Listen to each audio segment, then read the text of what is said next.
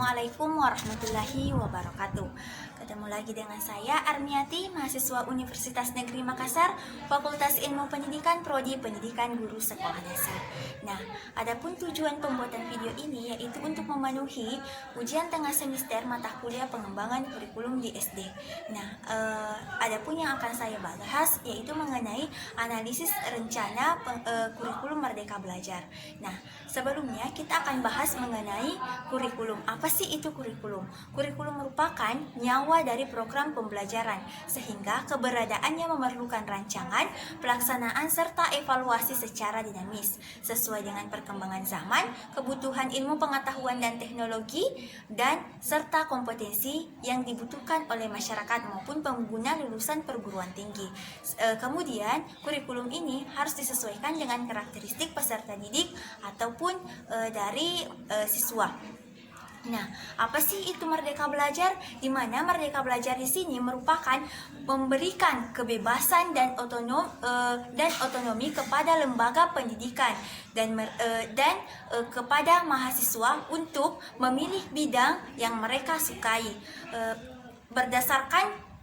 Hal ini berdasarkan standar isi ataupun standar proses dari SNDikti yang menjadi dasar kebijakan Merdeka Belajar, di mana mahasiswa mendapat kesempatan untuk mendapatkan pengalaman belajar di luar program studinya dan diorientasikan untuk mendapatkan keterampilan abad 21 yang diperlukan di era industri 4.0. yang antara lain di bidang komunikasi, kolaborasi, berpikir kritis, berpikir kreatif, juga logika komputasi dan kepedulian. Nah, peran penting kurikulum dan penyelenggaraan pendidikan program pendidikan perguruan tinggi juga diatur dalam Permendikbud nomor 5 tahun 2020 tentang akreditasi program 8 Direktorat Jenderal Pendidikan Tinggi Studi dan Perguruan Tinggi dan Permendikbud nomor 7 tahun 2020 tentang pendirian, perubahan dan pembubaran program perguruan tinggi negeri dan pendirian, perubahan dan pencabutan izin perguruan tinggi swasta yang dikembangkan untuk mewujudkan keunggulan lulusannya. Hal ini, pengembangan kurikulum ini juga selaras dengan kebijakan di perguruan tinggi masing-masing. Nah, di mana Merdeka Belajar di sini maksudnya hak belajar selama 3 semester di luar program studi untuk mahasiswa, di mana berdasarkan ketentuan dari program studi masing-masing di perguruan tinggi. Adapun komponen-komponen dari Merdeka Belajar di sini atau kampus Merdeka memiliki beberapa komponen. Yang pertama itu pertukaran pelajar. Nah, itulah tadi tentang kampus Merdeka. Kemudian yang kedua magang, yang ketiga asistensi mengajar di satuan pendidikan.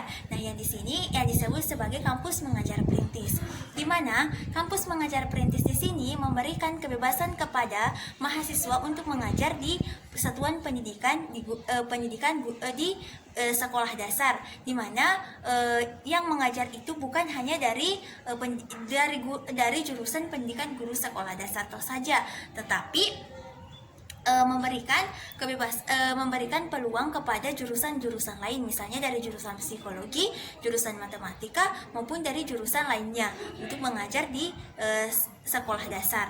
Nah, yang kedua selanjutnya yaitu mengenai penelitian dan riset. Yang kelima, proyek kemanusiaan. Kemudian yang keenam, kegiatan wirausaha.